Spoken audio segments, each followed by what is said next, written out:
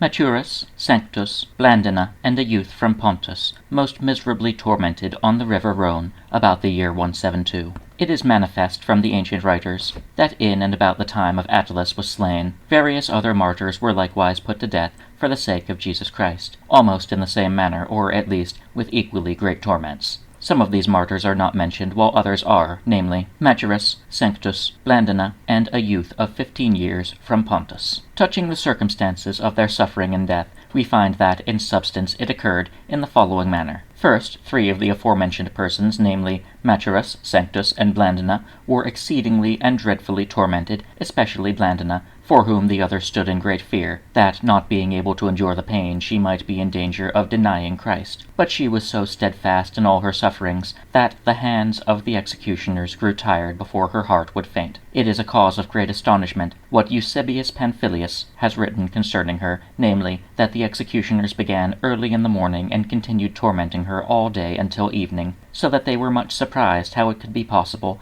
that life was not yet extinct in her. However, he explains this by saying that as often as she repeated her confession crying, "I am a Christian," her heart was strengthened, so that she was again enabled to endure the pain. Sanctus, who was a deacon, or one who ministered to the poor, was tormented with red-hot plates of copper, which were applied to his belly. His name, parentage, and native country, he named neither of these, but simply said, "I am a Christian. This is my name, my parentage, and my country. Indeed, I am altogether nothing else than a Christian." This inflamed the tyrants with unspeakable rage against him, and they continued to torment him on his whole body to such an extent that it was but one wound. But he remained fearless and undaunted, for the heat of the fire was tempered by the heavenly consolations of Jesus Christ, which he experienced in his soul. Maturus was treated almost in the same manner, and remained equally steadfast, having been thus dreadfully tormented. The aforementioned 3 persons were again cast into prison. Then they were again taken from the prison and tormented once more, first Blandina, then Maturus,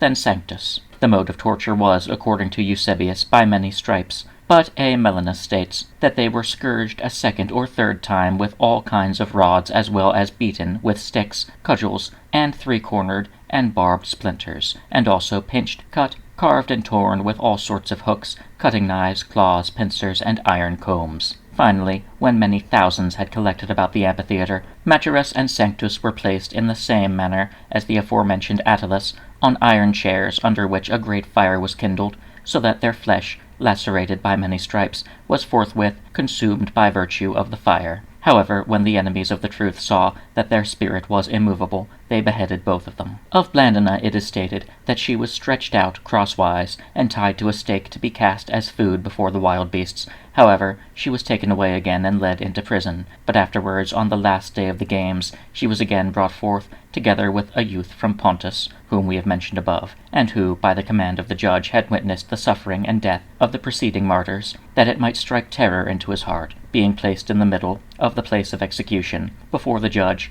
they were commanded to swear by the gods, which they refused to do, reproving at the same time the idolatry of the heathen. At this time the heathen were much incensed, and again tormented them greatly, yea, so much so that the youth, unable to endure it, gave up the ghost. Blandina rejoiced so greatly in the steadfastness of the departed youth, whom she had adopted as her son, as well as in the death of her faithful friends, who had already gone through the conflict, that, being beaten by the tyrants, she leaped for joy. Touching her death, it is stated that she was roasted upon a gridiron, and afterwards wound in a net, thrown before bulls, which tossed her many a time high up with their horns, and then let her fall down again. She, however, not being dead yet, the judge commanded that her throat be cut, which was done, though others say that she was thrust through with a sword. Thus did the pious martyress and the other 3 martyrs of Jesus end their lives, and are now awaiting the blessed reward which the Lord will give them on the great day of recompense to all those who have suffered and fought